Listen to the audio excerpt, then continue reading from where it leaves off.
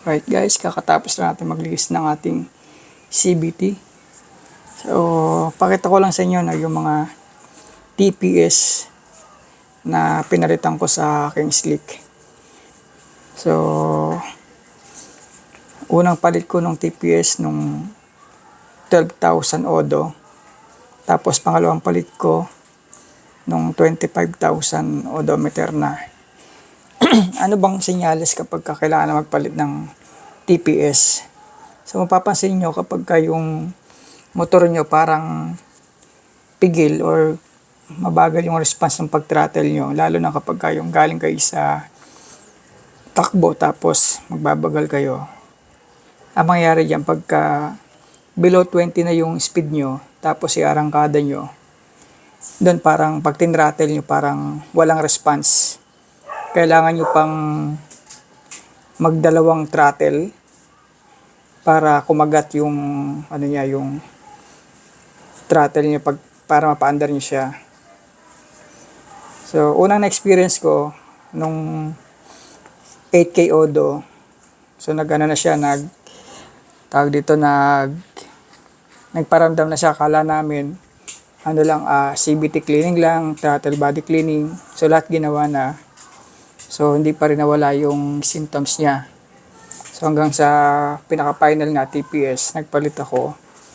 So, yun, nawala lahat. Kumbaga, naayos. Bumalik yung dating throttle response niya.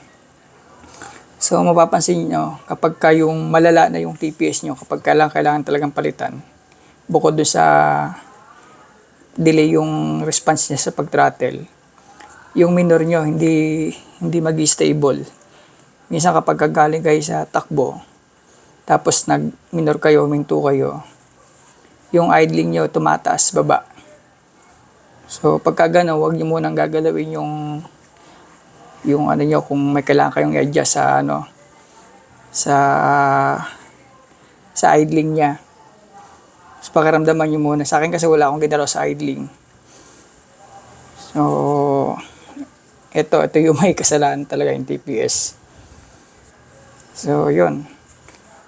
Tapos, unang symptoms pala nangyari sa akin, 8,000 odo. Then, siyempre, nag-order pa tayo nito sa kasa. So, napalitan natin sa 12,000 odo. Then, after 12,000, nag-symptoms na naman siya nung same issue. So, pagdating ng mga 22K odo, bumalik na naman yung delay response sa throttle. So, inayaan ko muna kasi alam ko na yung issue, alam ko na yung problema. Kaya nag-order tayo agad sa kasa ng TPS. So, nung kailangan ko na siyang palitan, so, inantay ko muna na magluko yung minor niya.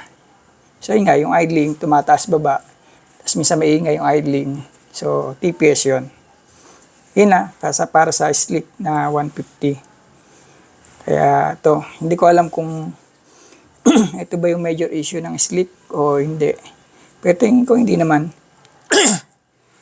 Tingin ko baka yung lifespan lang nung nung TPS niya is between 8,000 to 10,000. Okay, siguro ang isang factor na rin dito kaya mabilis pumigay dahil daily ginagamit nating motor. So sa MC Taxi kaya ayun, lagi siyang babad talaga sa pag-throttle. So yun lang, baka maka-experience kayo sa same problem. Check nyo TPS nyo. Pero hindi ko sinasabing lahat TPS yung issue. Ito kasi kabisado ko na yung slick ko kung ano yung issue. Kaya hindi naman issue, talagang lang. Kumbaga yung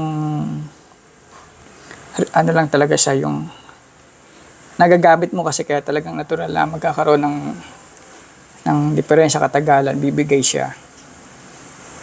Okay? So, siguro masasabi ko lang baka hindi lang ganun ka quality yung TPS. Kasi unlike do sa Honda Click ko dati, hindi naman mabilis bumigay yung TPS. Saka alam ko yung sa Honda, nare-remedyohan. Ito kasi hindi. Talagang palit bago. So, yun lang, na-share ko lang baka sakaling makatulong sa mga mayroong slick or same issue sa motor ko. Okay, thank you. Bye.